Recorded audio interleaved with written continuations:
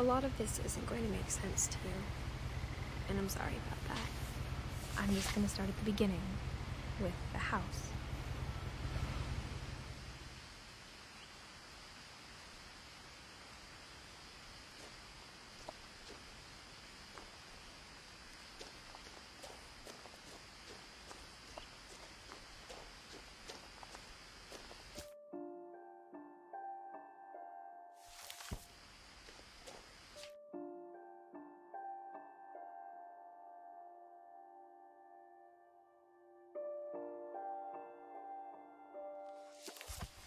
I lived here until I was 11, but I wasn't allowed inside half the rooms.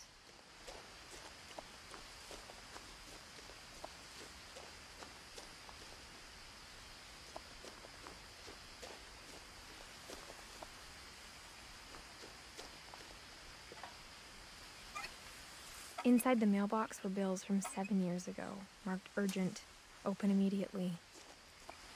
I hadn't been back since my brother Lewis's funeral.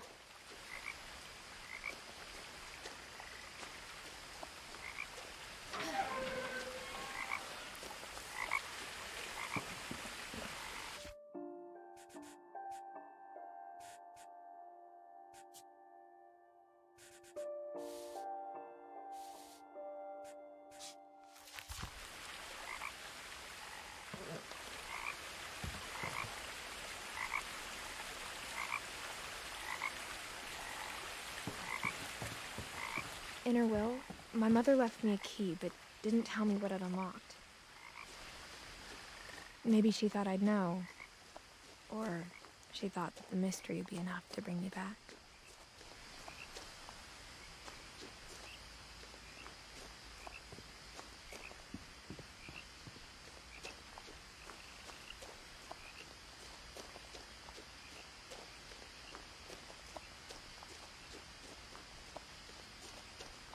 No one had driven this way in a long time, but I saw a few hoof prints.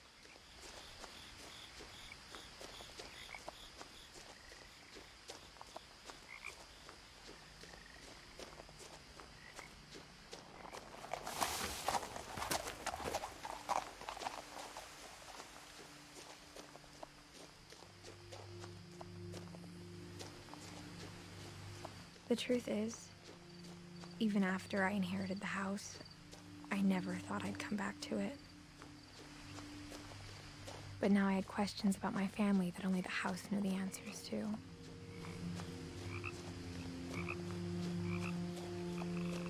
The house was exactly like I remembered it, the way I'd been dreaming about it.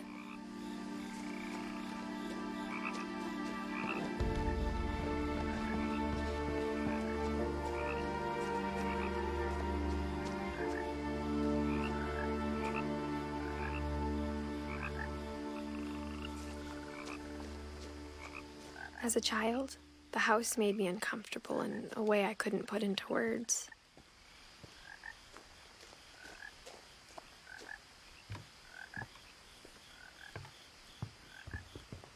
Now, as a 17-year-old, I knew exactly what those words were. I was afraid of the house.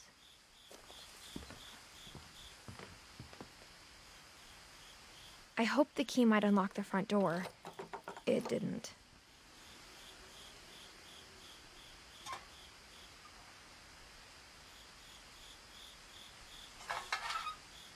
Looking in, I felt like the house itself had been waiting for me.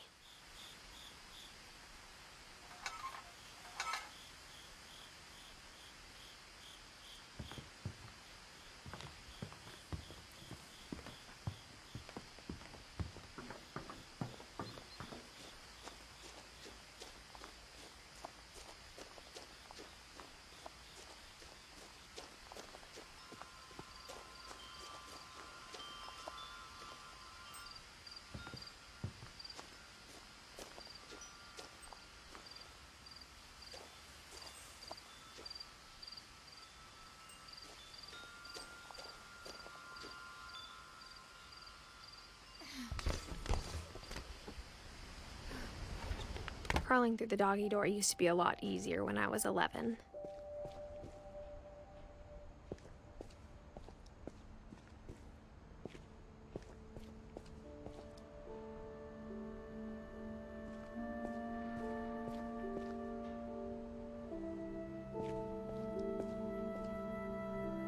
had been turned off the night we left.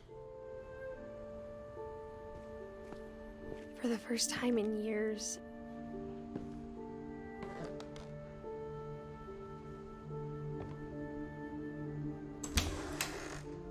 I felt like I was home. But instead of a family, there were just memories of one. Like how only one restaurant would deliver to our house, so we had Chinese a lot.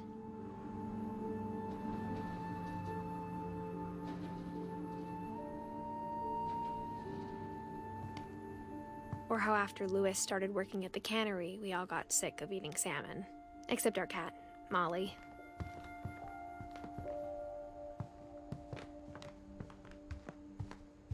The table was still a wreck from the night we left.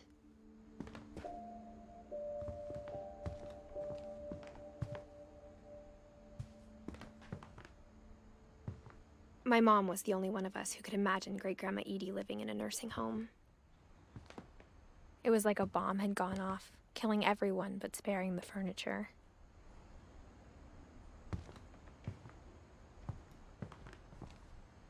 Nothing in the house looked abnormal. There was just too much of it, like a smile with too many teeth. Even the fireplace had a story. Edie told me the bricks came from the original house, after it sank.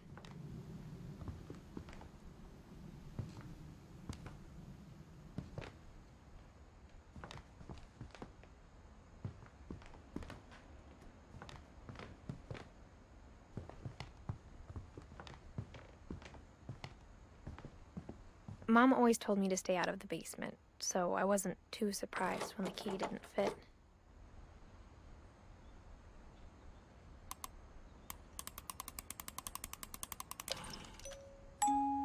Great-Grandpa Sven built a music box for Barbara, along with the rest of the house.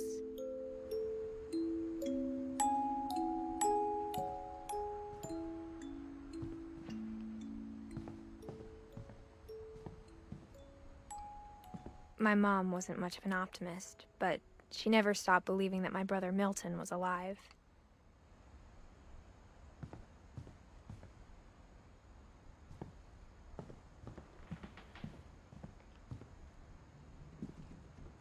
After Milton disappeared, Mom sealed up all the bedrooms. Then Edie retaliated and drilled peepholes.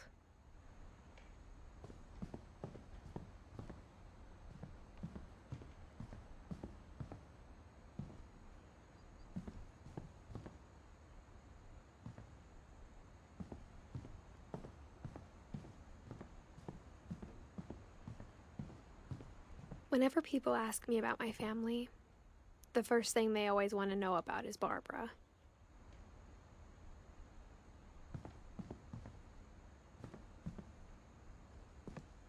Mom must have locked the third floor stairs on the night we left.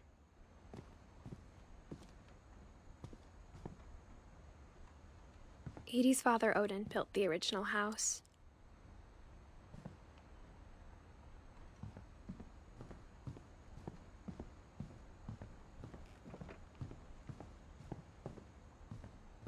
I spent a lot of time playing in Great Uncle Walter's room. I think my mom sometimes regretted not sealing it up. Louis told me there were secret passages, but I never believed him.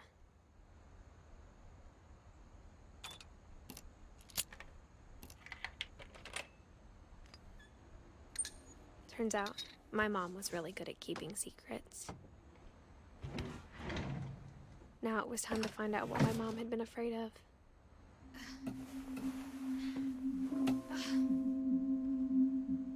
From the paintings on the wall, it was clear my brother Milton had been here before me. Reading this, maybe it sounds like I had a plan, but I had no idea what was behind that door.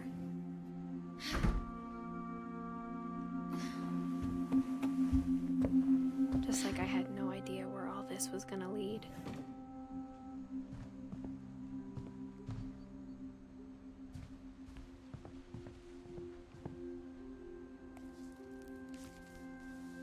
December 13th, 1947.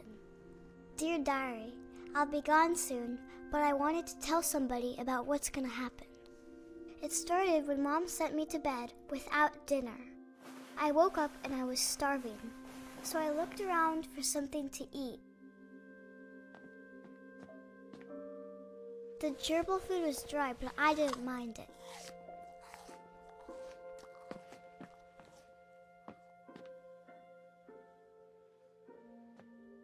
My Halloween candy was all gone. Mom, can I come out now?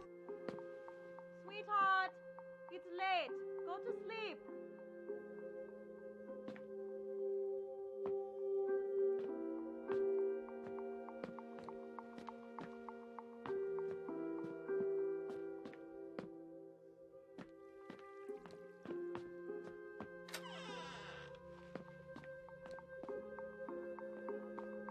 I kept eating and eating.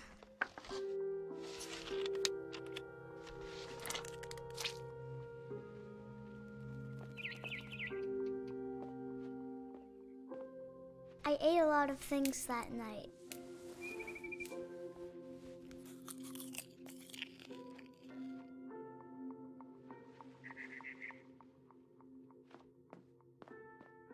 Then I heard chirping outside my window. It was a barn swallow going back to her nest. I reached out for her.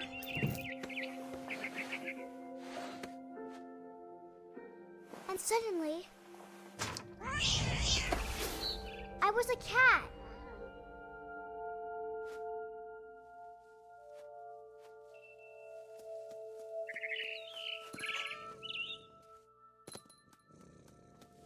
I tried to be quiet, but the bird was really scared.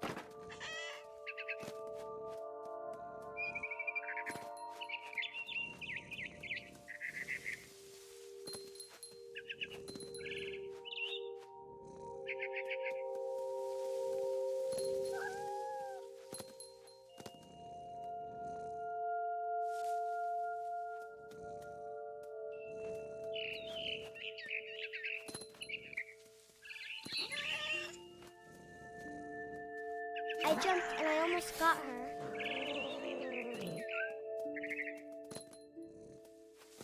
I could tell she was getting really tired.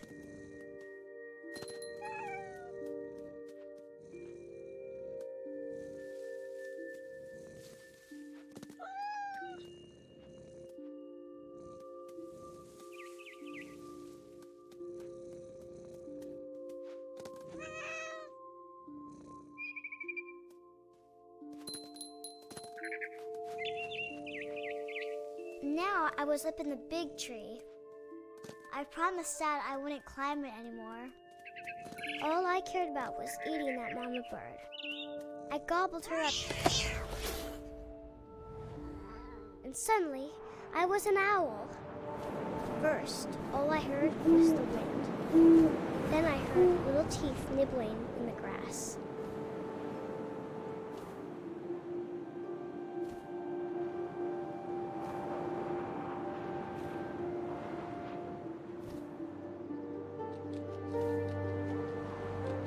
Rabbits.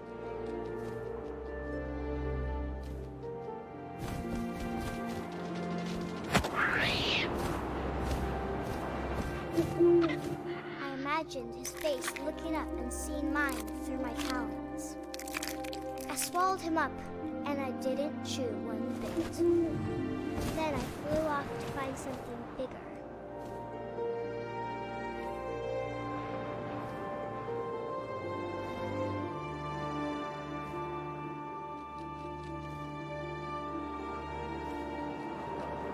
A mama rabbit.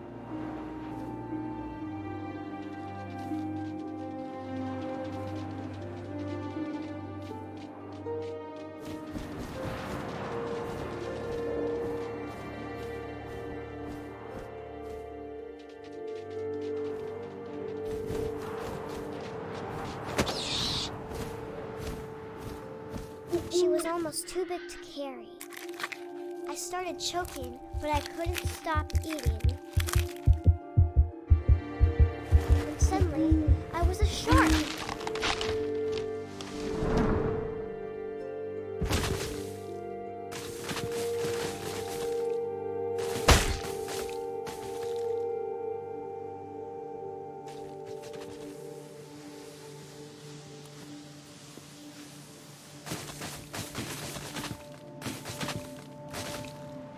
rolled off a cliff and into the ocean. Now, I was hungrier than ever.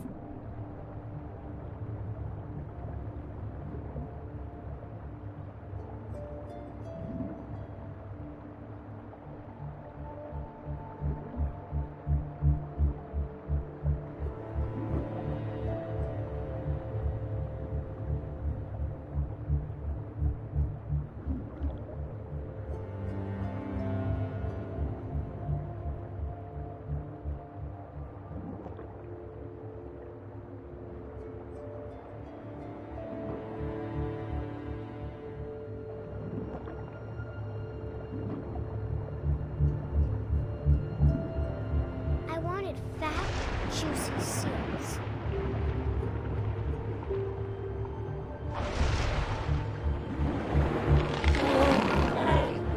I tore off her flipper, and it tasted really good.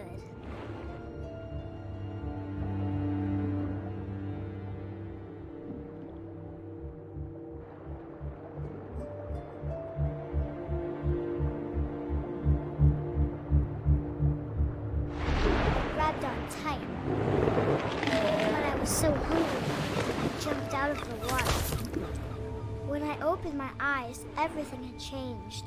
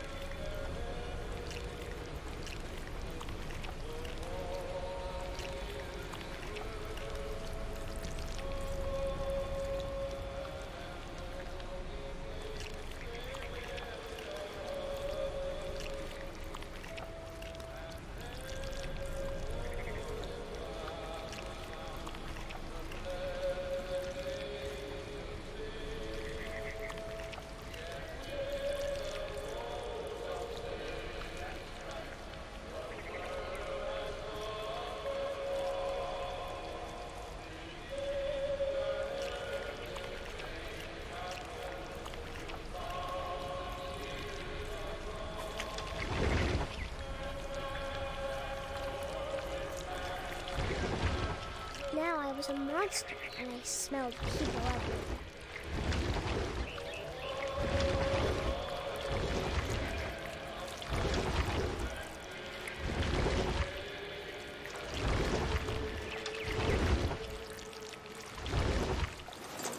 I was big, but I moved real quiet.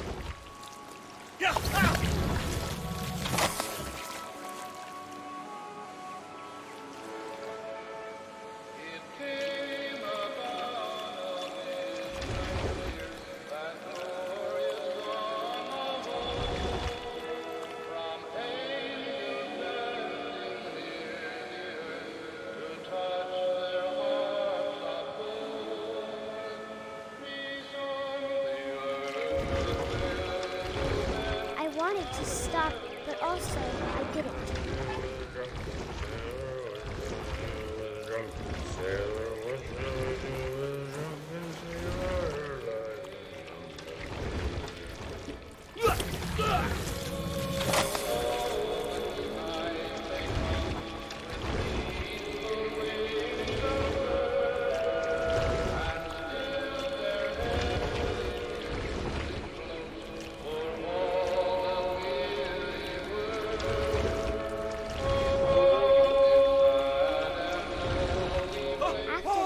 Passenger, I was still hungry. And across the water, I smelled something new. Something I had to have, so I swam towards it.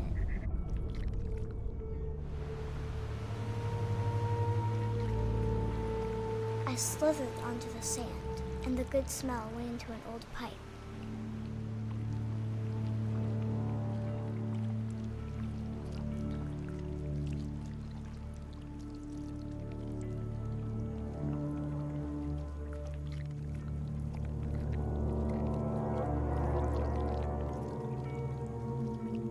I got closer and closer.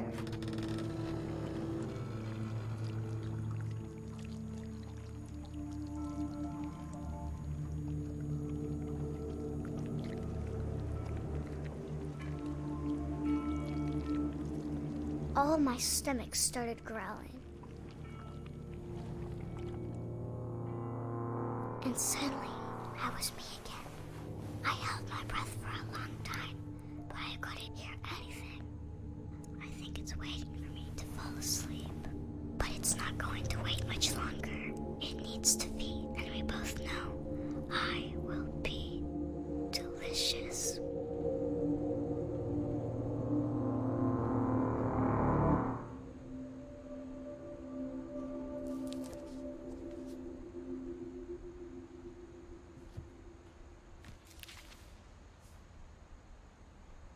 I'm not sure if I believed all of that, but I'm sure Edie would have.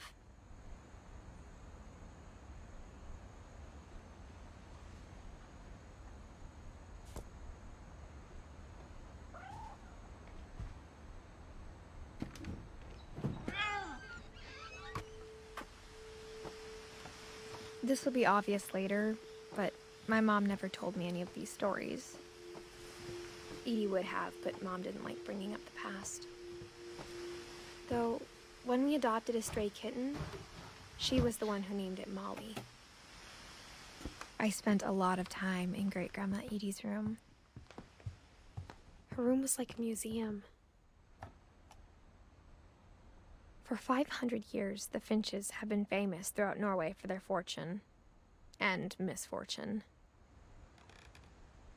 Odin Finch buries the latest victims of the family curse, his wife Ingeborg and their newborn son, Johan. On January 7th, 1937, he set sail with his family and his house, hoping to leave the curse behind. But 40-foot waves off the coast of Washington send the house and Odin to the bottom of the sea. Odin's daughter Edie, with husband Sven and baby Molly, step ashore on their new home, Orcas Island. Odin Finch is the first to be buried in the new family cemetery. His daughter Edie is already dreaming of a new Finch house.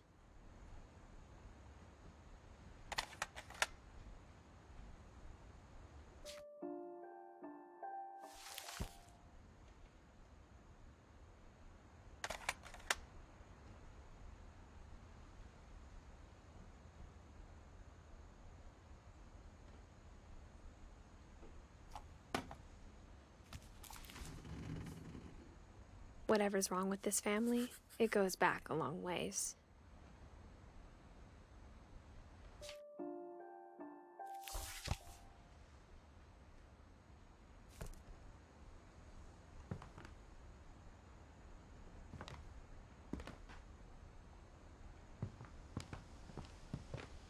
Edie knit me a new pair of gloves every year. Louis died a week before we left, but Edie had already started to memorialize him.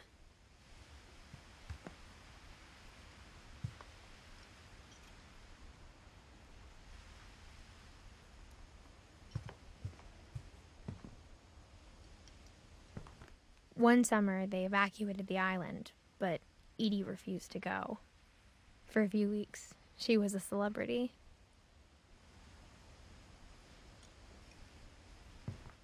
I hadn't thought of myself as Edith Jr. for a long, long time.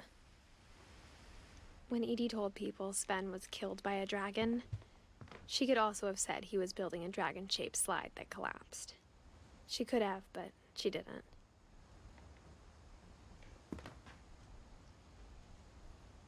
Even in her 90s, sometimes Edie seemed a lot younger than my mother.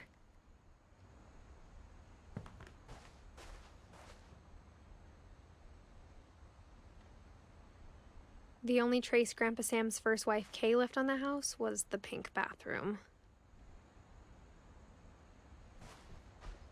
It was a pretty big trace.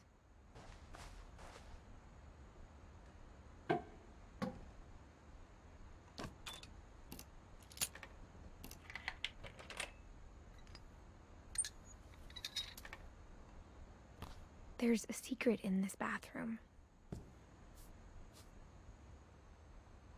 It's in the last place you would look. It isn't in the cupboard. It's hidden in this book.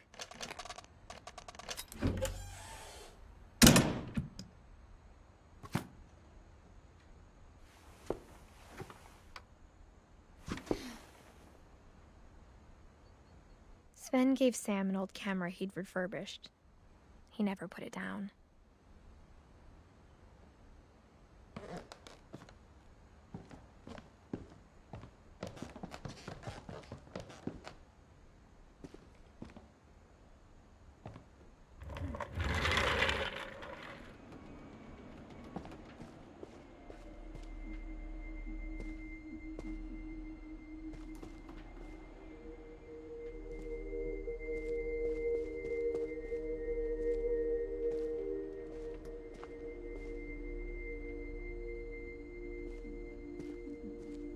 I knew Grandpa Sam had a twin, and that he never talked about him.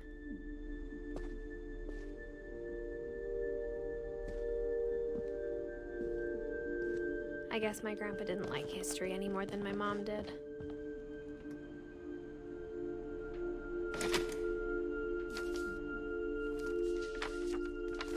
How I Want to Remember My Brother by Sam Finch. The thing I remember is that when he made up his mind, that was it.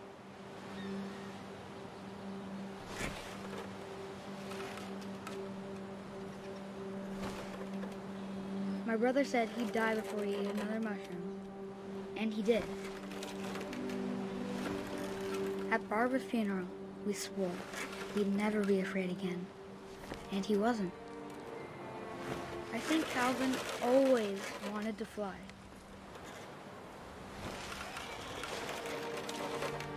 Sam! Calvin! Dinner's ready! Coming! But that day, he finally made up his mind to do it. I told him going around was impossible. Maybe if I hadn't said that, Calvin! I'm not gonna tell you again! maybe if the wind hadn't picked up, then maybe he'd still be here. But I doubt it. I think he'd already made up his mind. That's what I want to remember about my brother.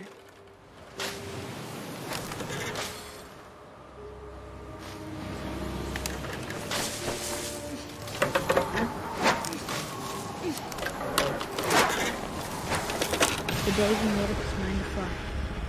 And he did.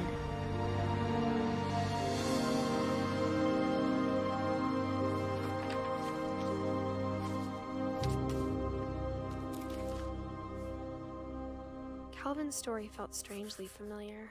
When I was younger, I remember trying to do the exact same thing.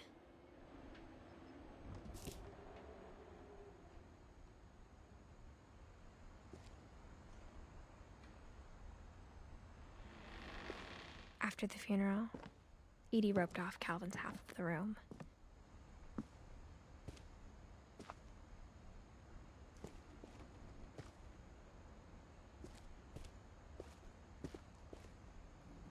Mom said Grandpa Sam enlisted at 18 and never set foot in the room again.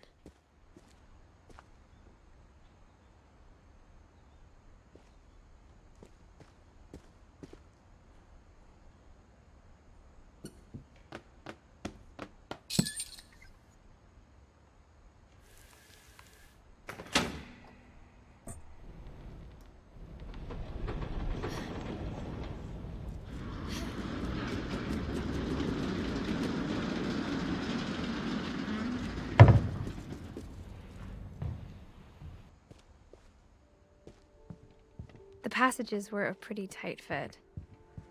They'd obviously been built for smaller hands and bellies.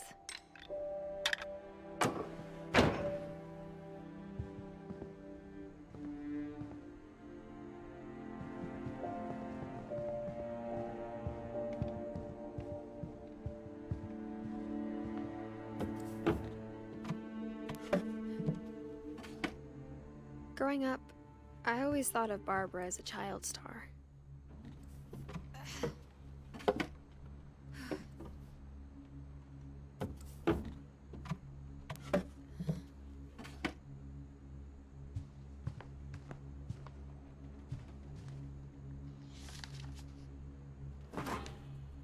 Of all the stories people wrote about Barbara's death, I'm surprised Edie saved this one.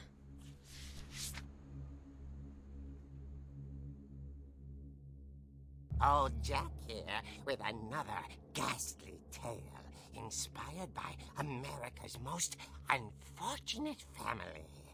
I'm calling it The Surprise Ending of Barbara Finch. As a child star, Barbara was famous for her scream. Now at 16, she was all washed up. A has-been.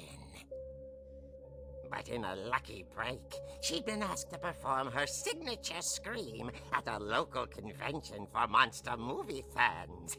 It was just the boost her career needed. Unfortunately, her scream hadn't aged well. Getting better. I think you just need the right motivation. Her biggest fan and current boyfriend, Rick, was about to demonstrate when... Now that was a great scream.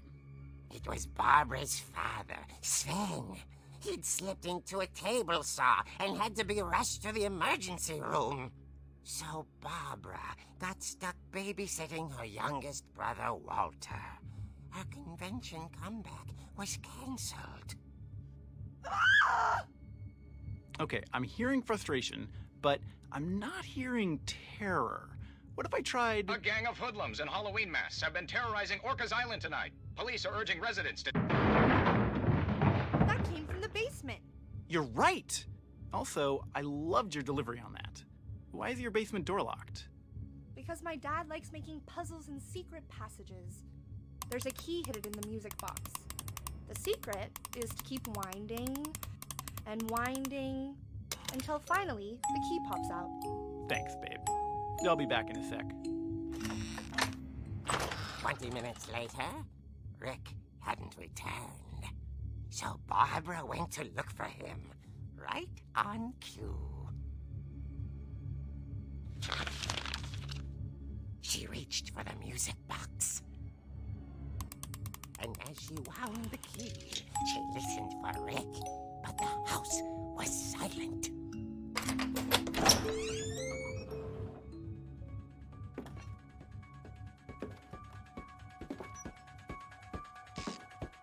She found Rick's crutch and imagined the worst.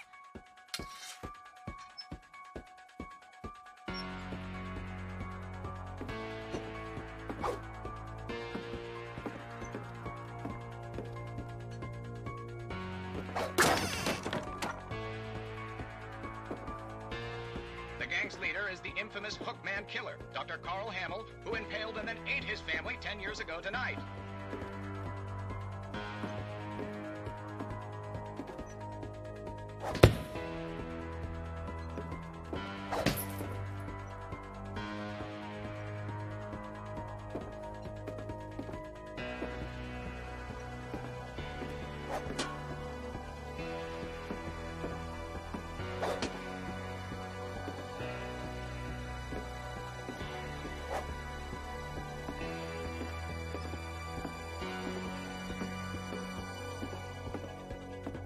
The old fridge rattled and grew still.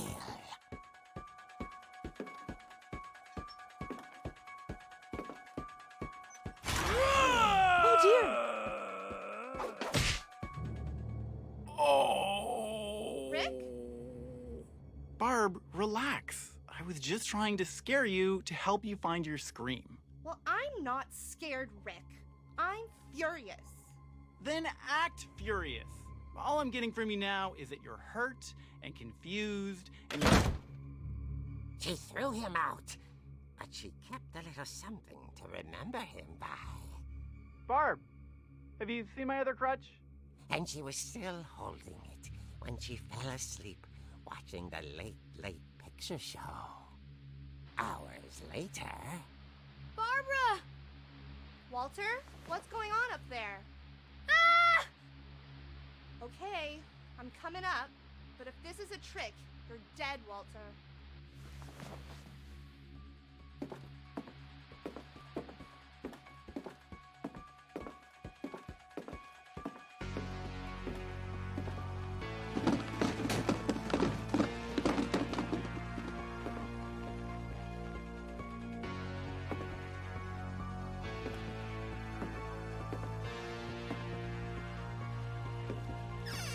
Walter, are you there? Walter had vanished, but his bedside radio was still on. Orcas Island police describe the man as 6 feet tall, with a steel hook for a hand. Residents are urged to lock all doors and windows and notify the police of any suspicious activity. Barbara turned, saw the hook man, and was speechless. He was quite smashing. And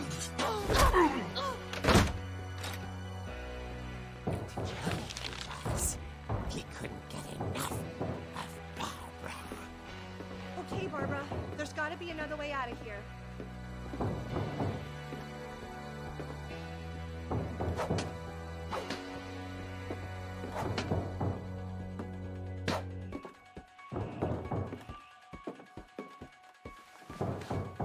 That night, she played her part beautifully.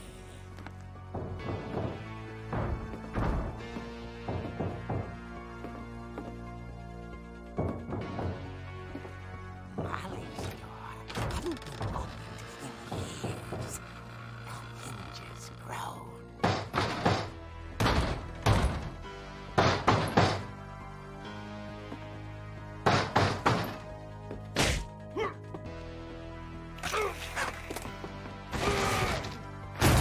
He wasn't moving, but she sensed the story might not be over yet.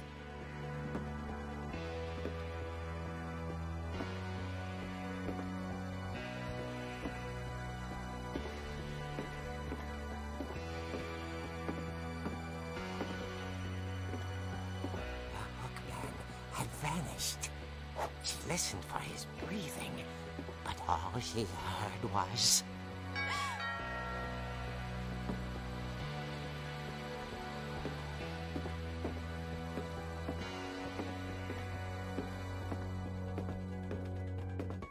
someone at the door was dying to speak to young Barbara. At the door, she heard whispering. It was coming from inside the house.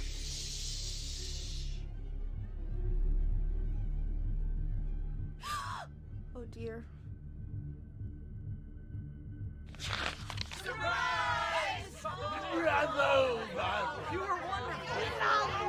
The monsters had come to surprise her. For Barbara, it was a dream come true. Then she saw what kind of monsters they were, and she realized what was about to happen. She was going to be famous. And with her final breath, Barbara Flinch gave the performance of her life.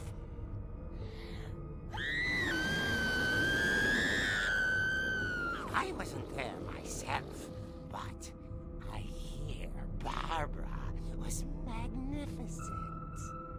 Poor girl. She had a taste for stardom. But unfortunately, so did her fans. Of course, the police blamed it all on poor Rick, who disappeared the same night. A And little Walter? Hiding under his bed the whole time. He took it all pretty hard. But that's another story. As for Barbara, tucked inside the music box is all they ever found of her. Her ear. Now that's what I call a real eerie tale.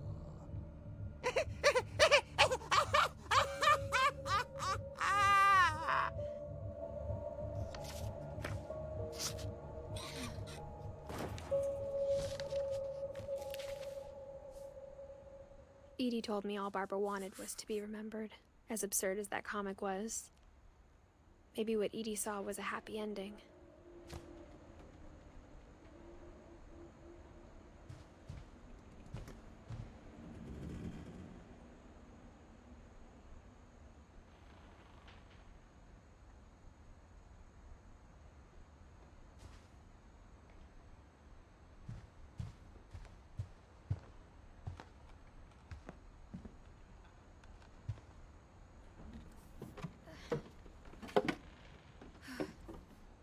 I guess now I know why Mom didn't like me playing with the music box.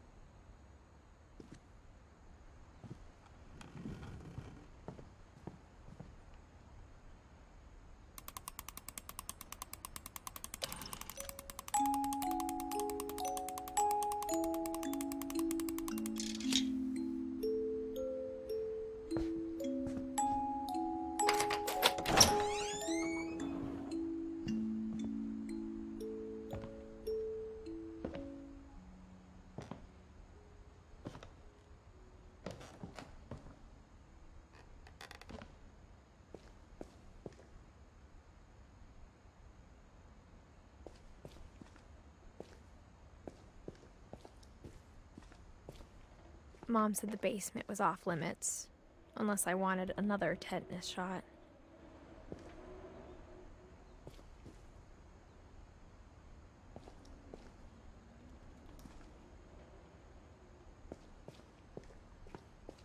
I saw Edie sneak down to the basement once, carrying packages. I thought maybe she was hiding presents.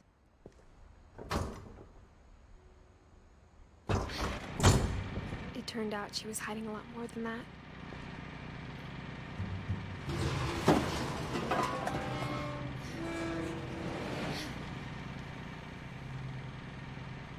I remember asking Mom once about where Walter had gone.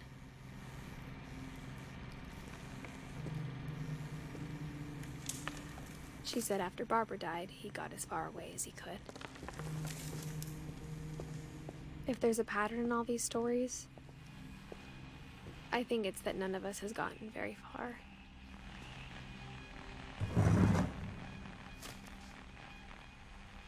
Goodbye, everyone. I can't believe I've been down here for 30 years. On that first day, after the shaking started, I didn't think I'd survive a week.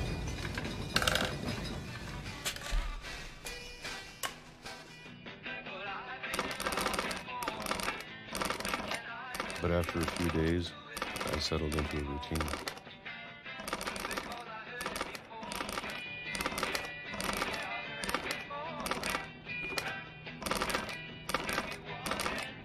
That's what kept me sane.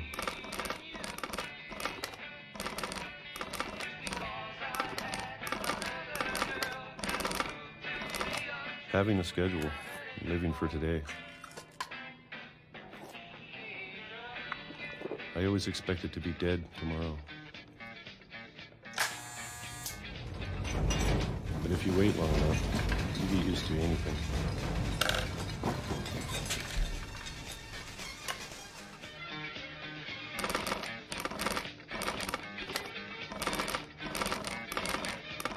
Even a monster on the other side of the door starts to feel normal.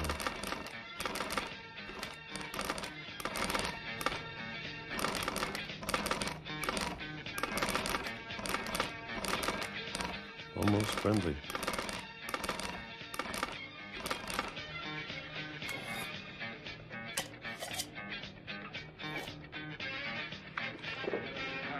And then one day, everything just stopped. Whatever that thing was, it was gone. Maybe it got tired of waiting. Or maybe I just got tired of being afraid.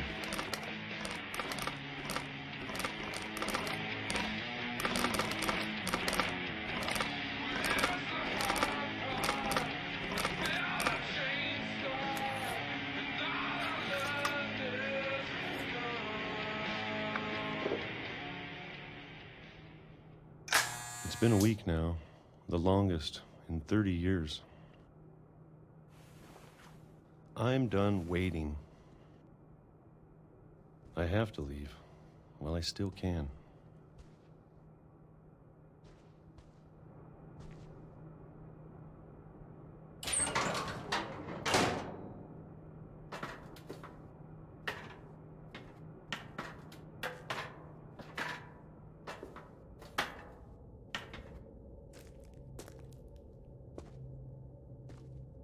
I know it's out there, somewhere.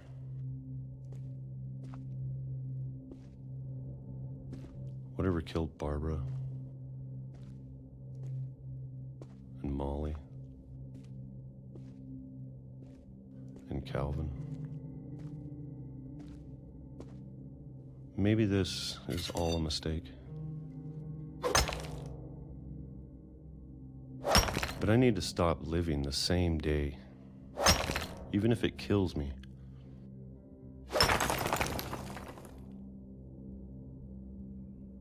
Whatever's out there, I want you to know I'm ready for it.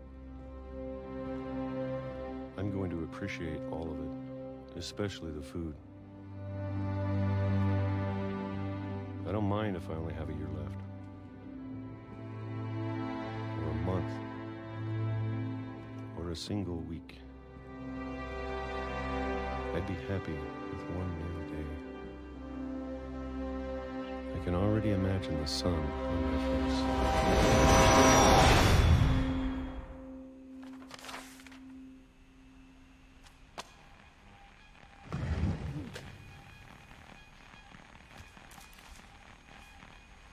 Walter died when I was 6.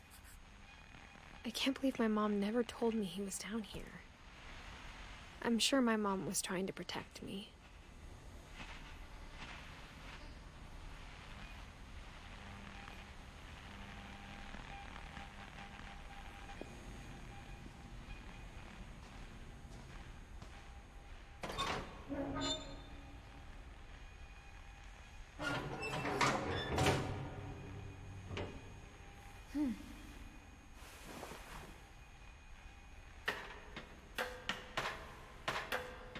Maybe she was afraid I'd end up like Walter.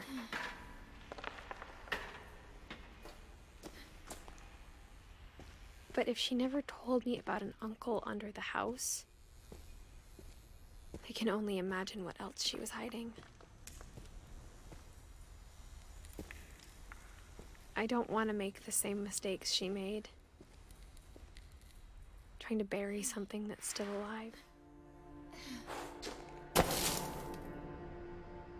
Now that there's only one of us left, or maybe 2, I thought it was time I heard the stories for myself and found out what happened to everyone else. But now I'm worried the stories themselves might be the problem. Maybe we believed so much in a family curse, we made it real.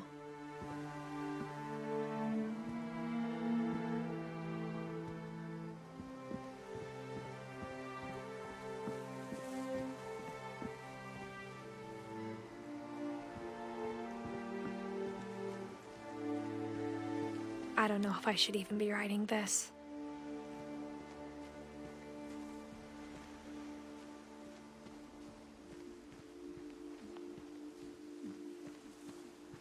Maybe it'd be better if all this just died with me.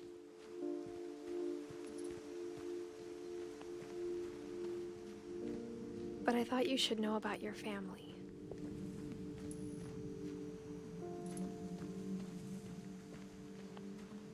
And the history you're a part of.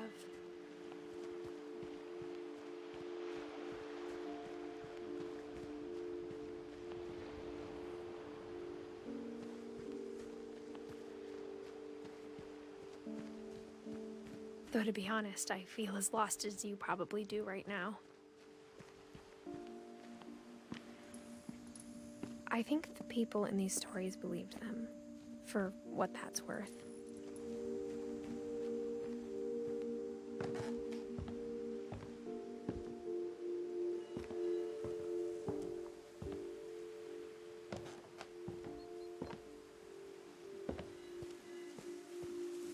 And when you look at the house, that history of imagination and stubbornness and madness, any of it seems possible.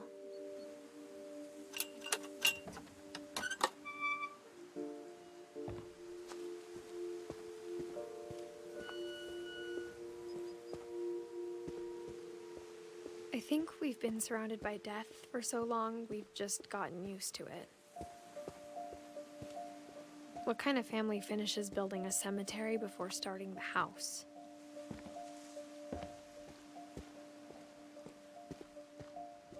It's embarrassing for me to admit this, but the pet cemetery made me more uncomfortable than the human one. 3 of the gerbils are mine, and 2 had been my fault.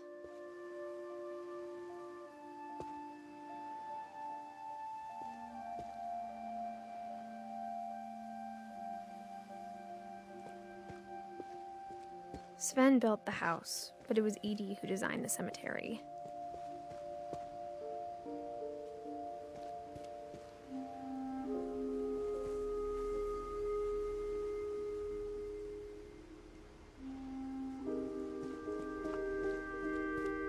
I'm sure Odin's monument had been Edie's idea.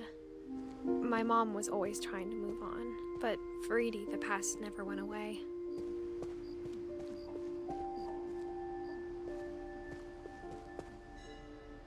She could see it poking out of the water at low tide.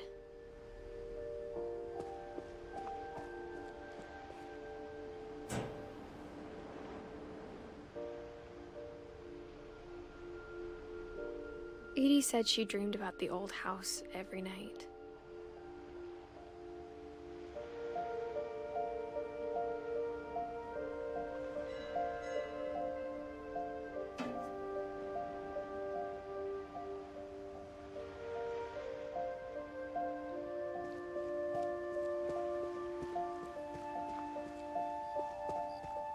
Edie's side was always easier for me to understand.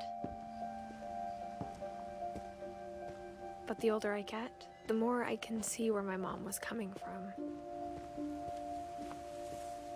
Her dad had been pretty strict, but it wasn't enough to save her brothers. She was just trying to do better.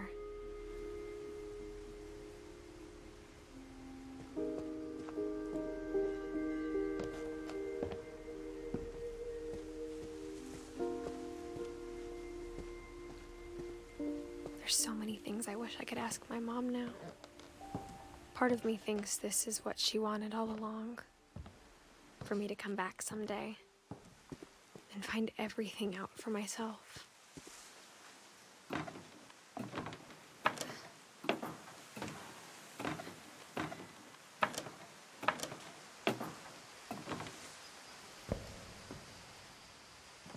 But looking back on it now,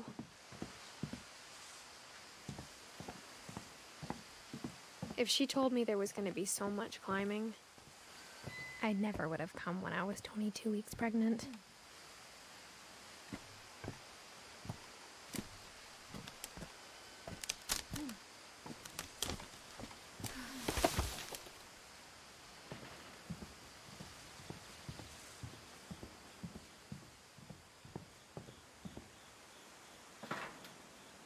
I never met Grandpa Sam, but I think he and my mom had a lot in common.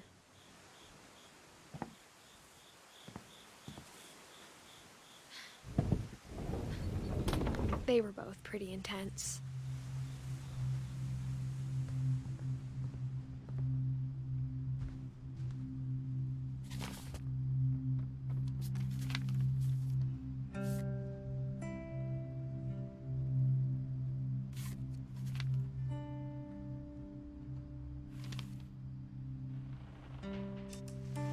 Dawn, I promise, you'll never forget this weekend.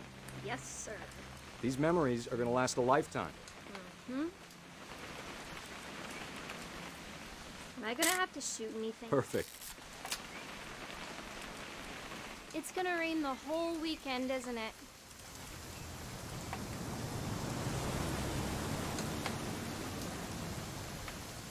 I will never forget this weekend, Dad. That's the spirit. Okay, got it. I'm gonna take some pictures, okay? Just be careful. That camera's older than you are. Aw. Definitely should not have drunk all that coffee. You're right, Dad. It's starting to clear up. Still freezing, though.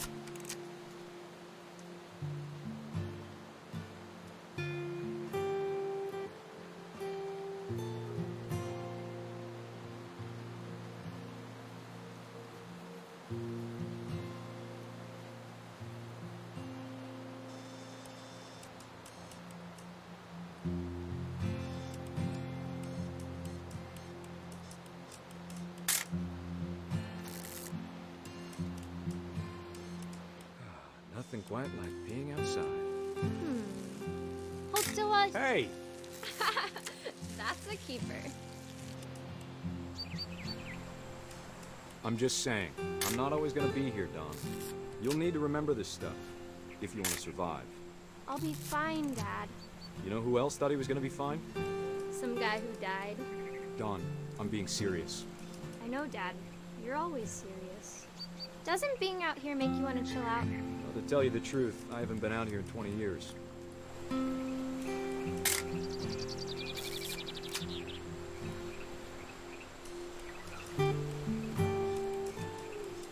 Last time I was with my brother Calvin. Man, that was a great trip.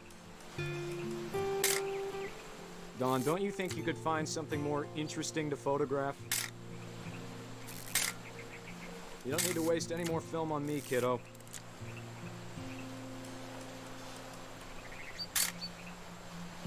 Your grandpa Sven taught us how to fish, how to build a fire.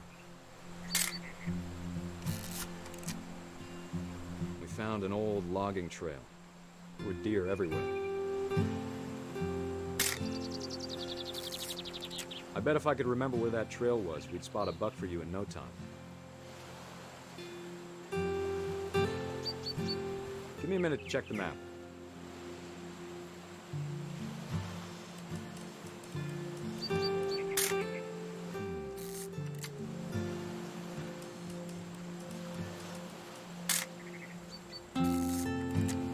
Let's see.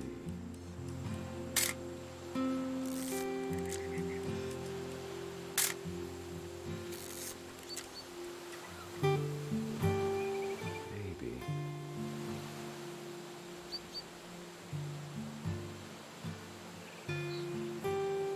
Or was it?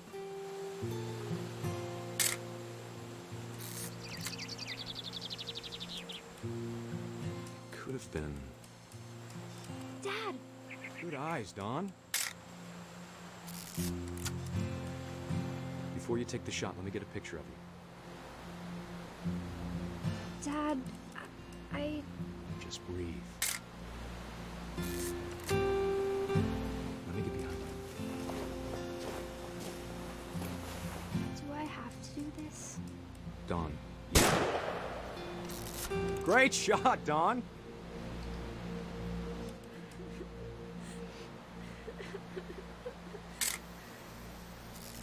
I'm proud of you, Dawn. Always remember that, okay?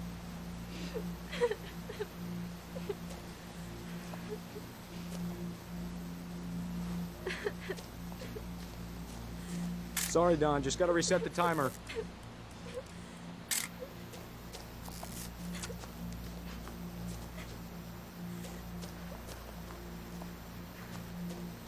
Dad, it's twitching. I think That's it's totally normal, Dawn. Just focus on the camera. Try not to think about— Dad!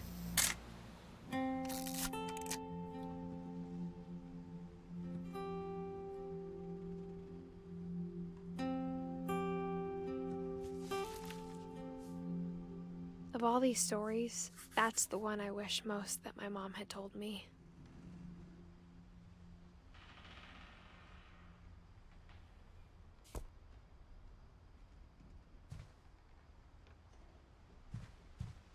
Instead of hiding from death, Sam seemed to go out of his way to meet it.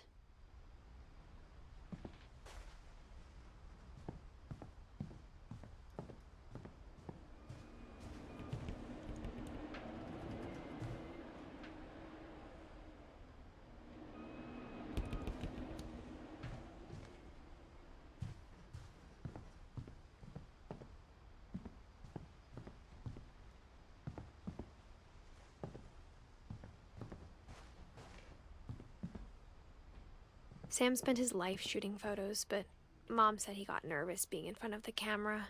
I guess we're all afraid of something.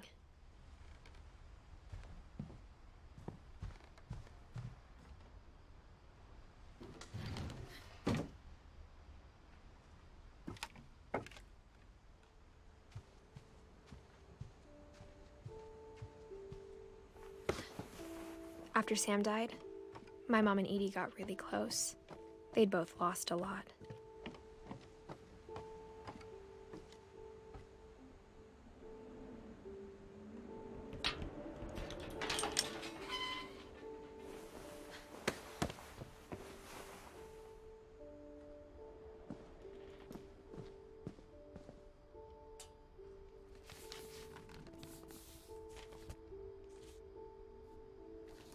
Dear Kay, do you remember the way Gregory used to laugh when he thought he was alone?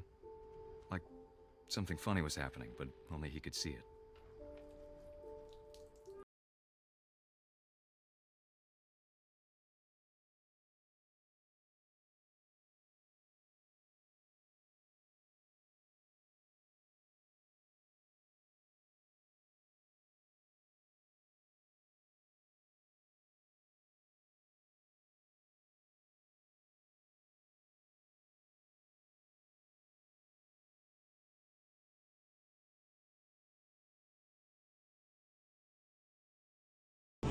That's over, Gregory. It's time to... Hold on, sweetie. Hello? Sam, I told you I don't want to talk right now. I wonder what he saw.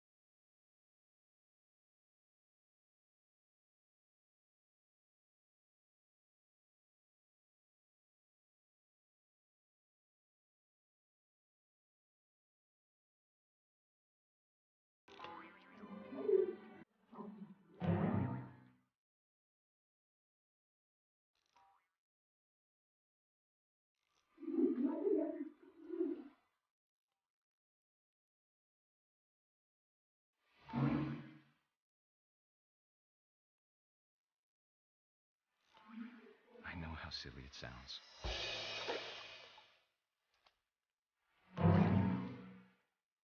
That I worried about a baby being too happy. But I feel him slipping away. Sorry about that, Gregory. I know you did everything you could.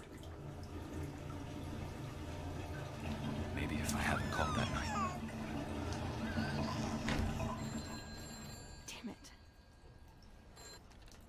Hold on, I don't want Gregory to hear this.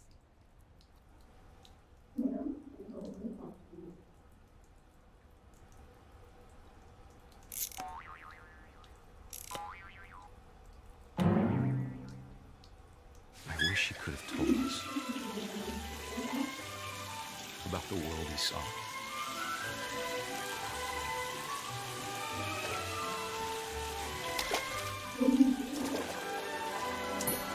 There's so much I don't understand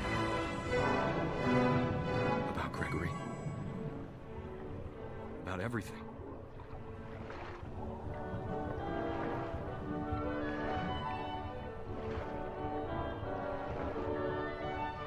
But I know what happened wasn't your fault.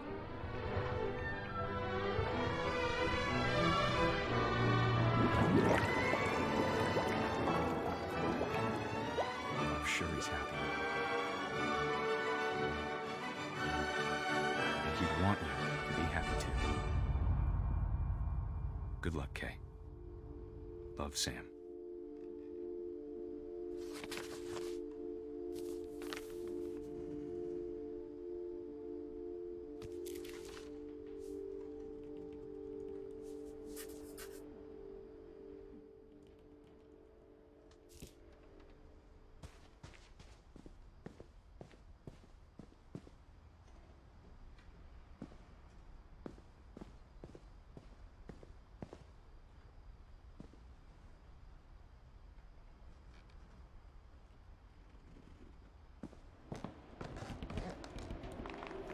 My mom moved up to the loft after her brothers died.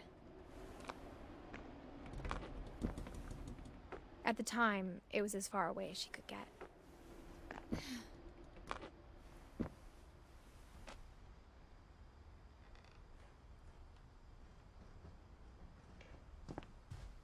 I can't imagine what it was like for her to lose 2 sons after she'd already lost 2 brothers.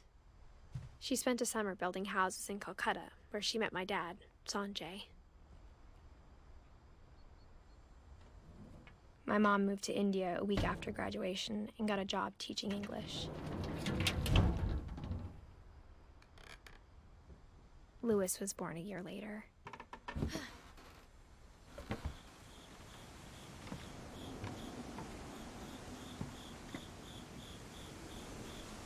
When my dad died, I don't think Mom knew where else to go. I'm sure Edie was happy to have her back.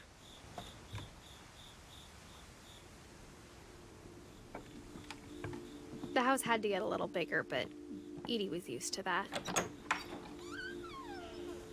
And for a while, things were good. Almost normal. But it didn't last. The beginning of the end was Milton's 10th birthday, when Edie gave him a castle.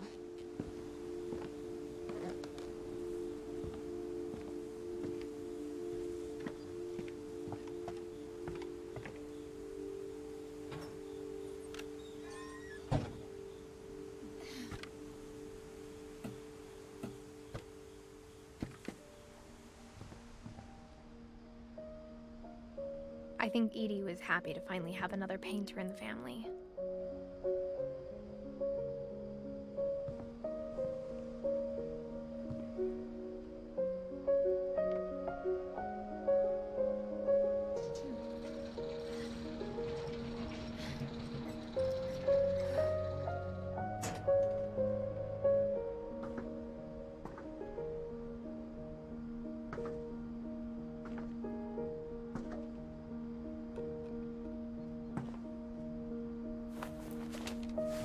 Milton Finch in The Magic Paintbrush.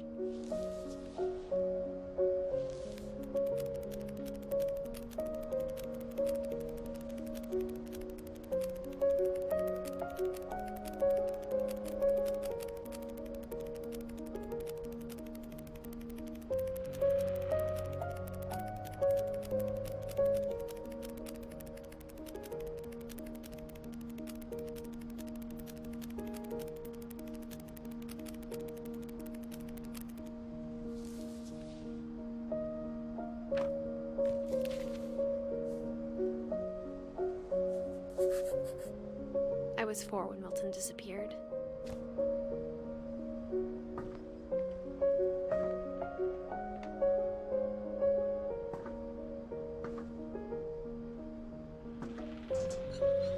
Mom spent months searching for my brother.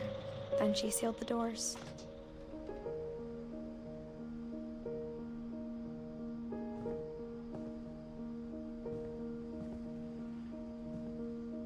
Whatever Milton had found in the house, Mom didn't want it getting out.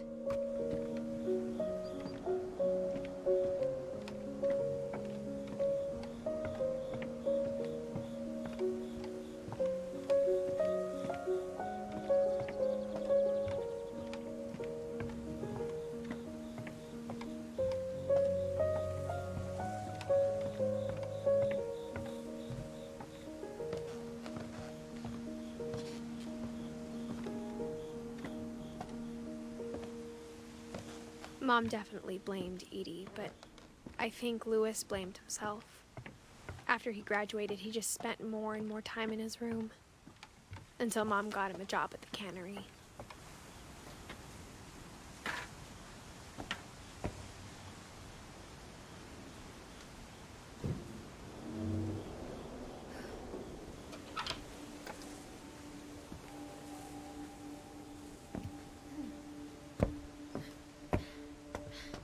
Louis's room smelled very, very familiar. That part of him lived on.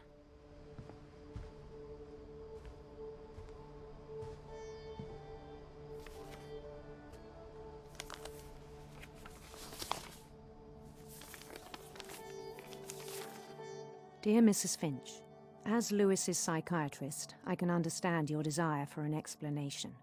As I see it, the trouble began in January, shortly after we convinced your son to seek treatment for substance abuse. Newly sober, I believe Louis first noticed the monotony of his daily life.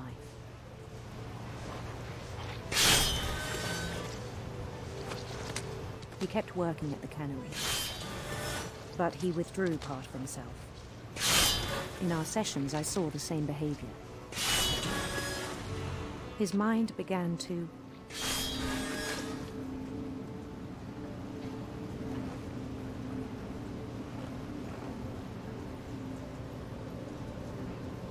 wander. I asked him to describe it. He said he started small, imagining a labyrinth. He'd feel his way about. Then something moved. Bats and toads.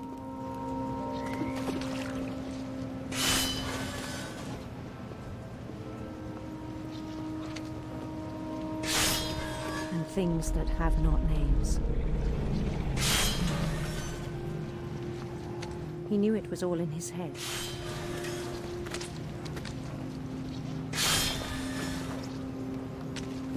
But he took it very seriously.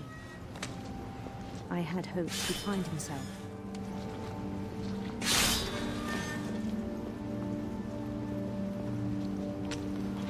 But he found something more.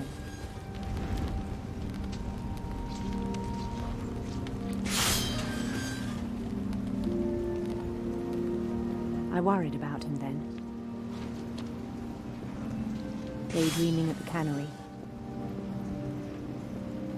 I spoke with his boss. But he said Louis had become a model employee. Methodical, tireless, focused. Like a whole new Louis. So I let him go on.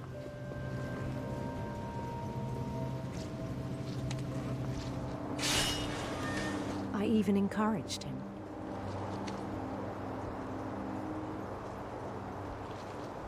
It seemed very promising at first. He told me he'd made a new friend.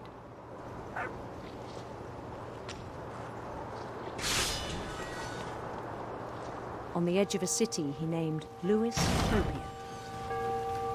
He built the city up slowly, brick by brick. Then he made musicians.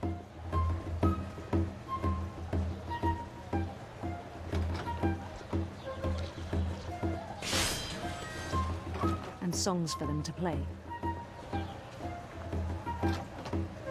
He talked about starting a band. And he was always humming something. Every day his imagination grew stronger.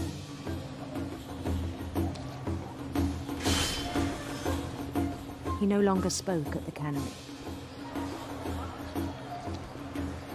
But his chopping was as reliable as ever.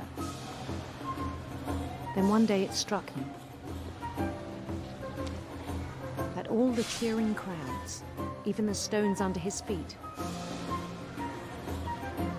were all in his imagination, so he could do whatever he wished.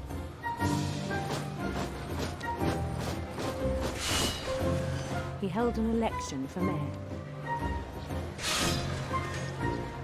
And he won. They begged him to stay, but his mind was already wandering. It became a game for him.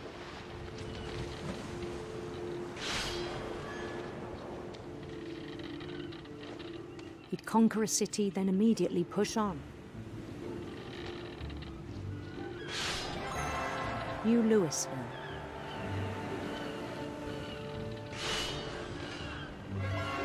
St. Louis. He started drifting away from our reality.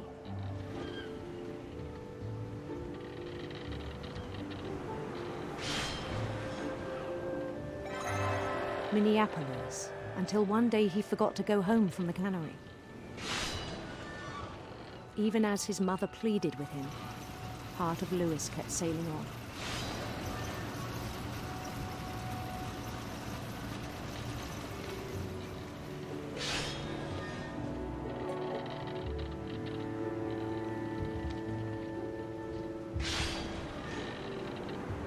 In Louisburg, he heard rumors of a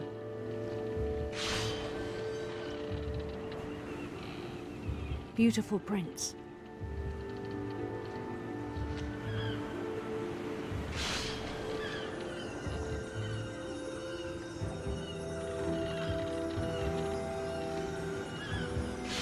The prince was on his own quest for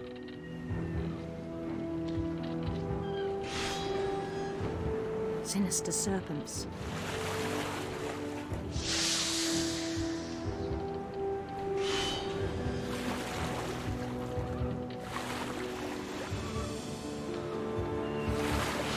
He followed the sound of his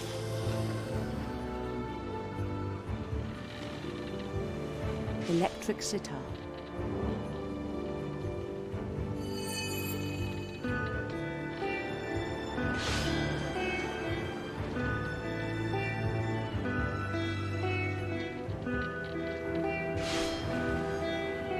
His chase led him to a golden palace east of the sun and west of the moon. Even then, his logic remained sound. He knew the world was all in his imagination.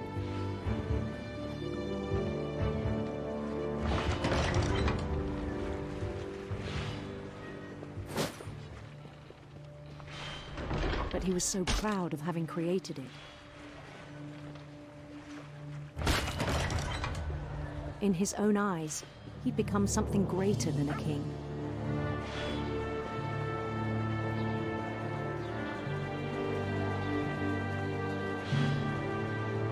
For someone who'd never known success in the real world, I think it was overwhelming. And then it struck him that the real Louis was not the one chopping salmon, but the one climbing the steps of a golden palace.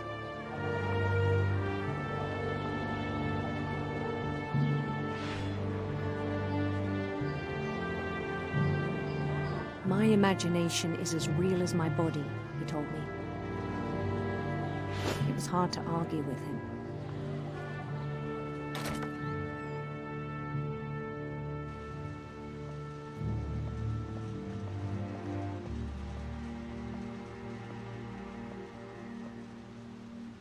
began to forget the world we know.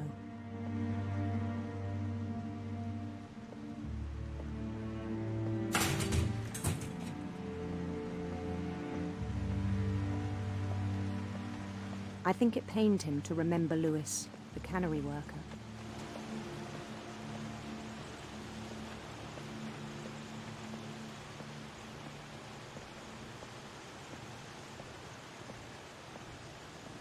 He began to despise the man with a royal contempt.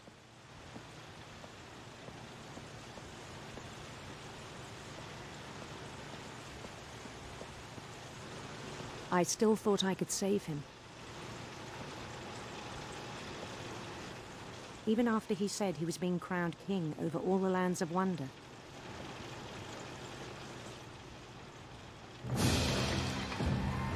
The palace would be packed with his companions.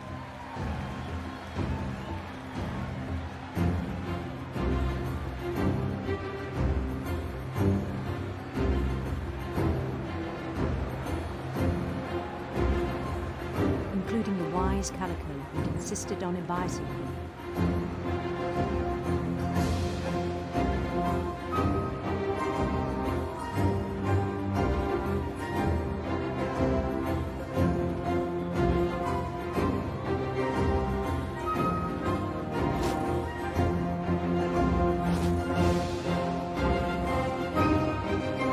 His prince waited, holding his crown.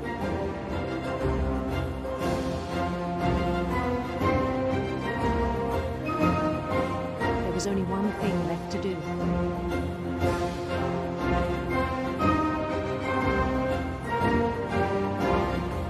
Bend down his head.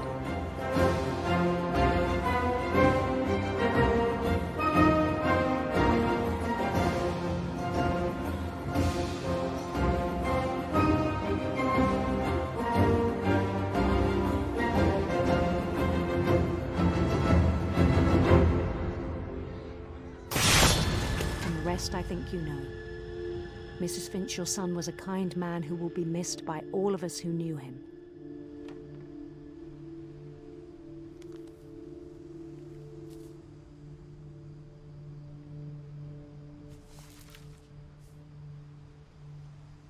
My brother was really cool.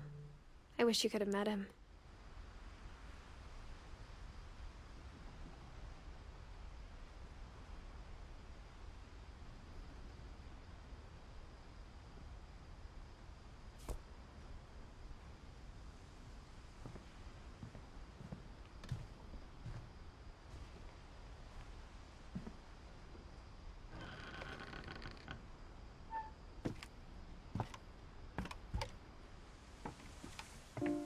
On the way back from Lewis's funeral, my mom told me to start packing. She waited until the day before we left to tell Edie. I'm not sure if she wanted to make it easier or harder.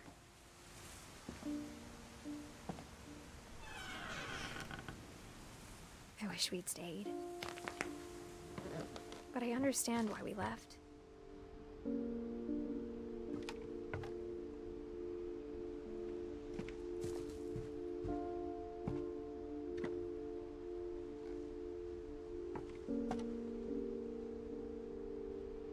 My mom ended up leaving everything behind. What happened that night had been coming for a long time.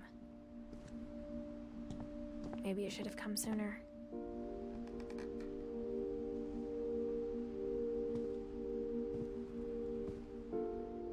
But it had to end one way or another. All that's left now is to tell you about that last night.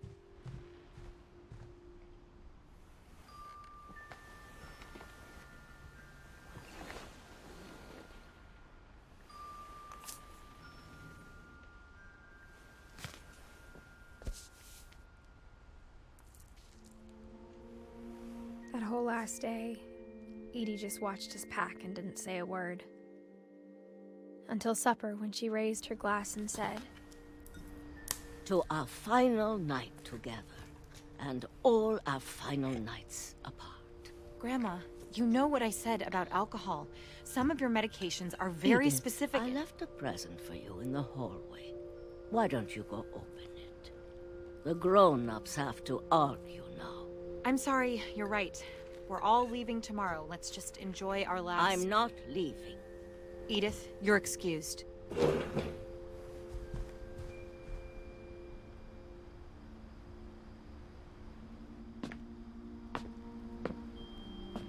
The power had been shut off that morning, but Edie always had plenty of candles. When my mom sealed the library, I don't think she knew about the other entrance. Or that Edie had a key to it.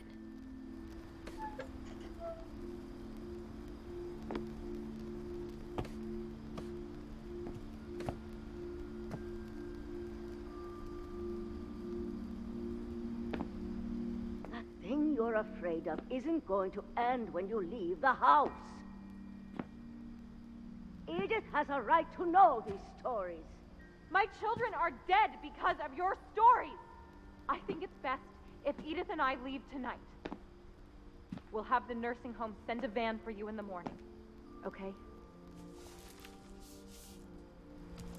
Dear Edith, there's so many stories I wish I could tell you, but there's only time for one. This is about what happened on the night you were born. That night, the tide went way, way out. It was the first and last time I ever saw the old house aground.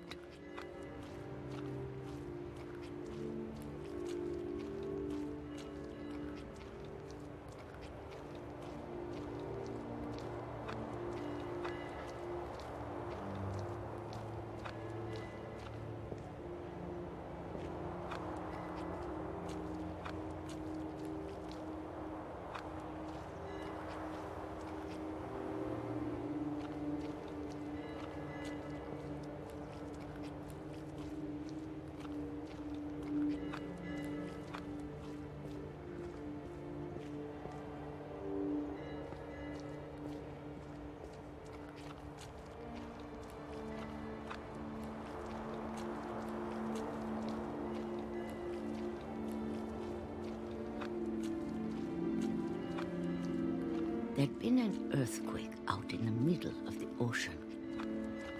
They called it the lowest tide in 1,000 years. God, it smelled awful. You know, I've seen that house every day of my life.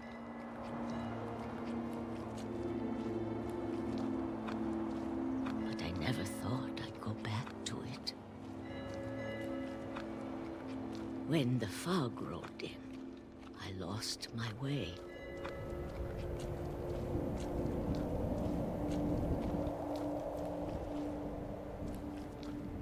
I got turned around.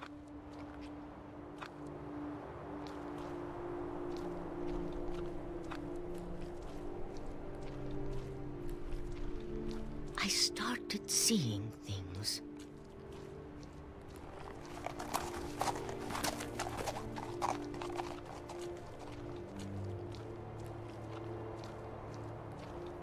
Things I'd forgotten had ever existed.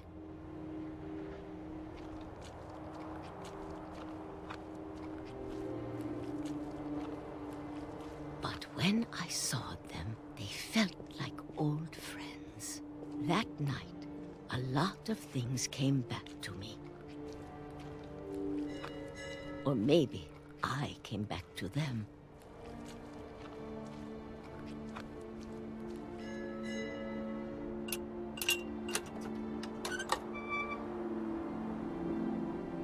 Things I can't explain, but that I need you to try and... Edith, what are you doing in here?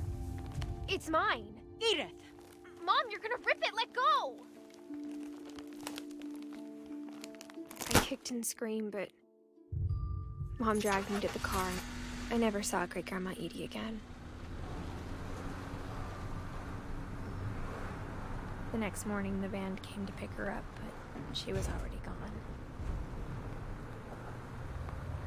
After that, we moved around a lot.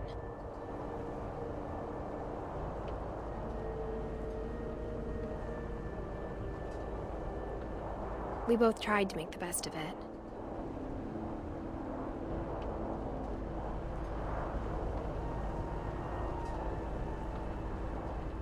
few years went by.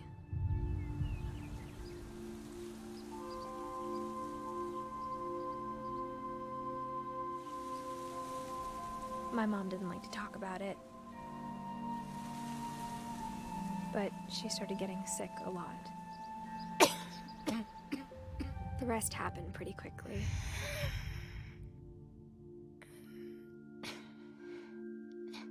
She got better for a while, and then she didn't. And then I was alone.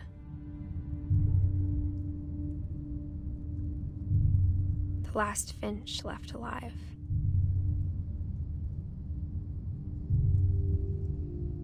Until I found out about you. I'm still not sure what to tell you about all this. If we lived forever, maybe we'd have time to understand things. But as it is, I think the best we can do is try to open our eyes. And appreciate how strange and brief all of this is.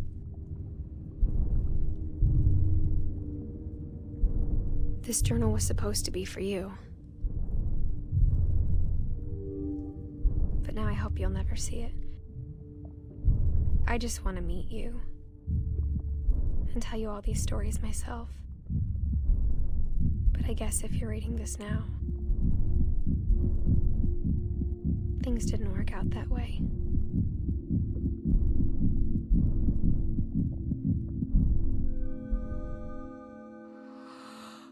This is where your story begins. I'm sorry I won't be there to see it. It's a lot to ask, but I don't want you to be sad that I'm gone. I want you to be amazed that any of us ever had a chance to be here at all. Good luck.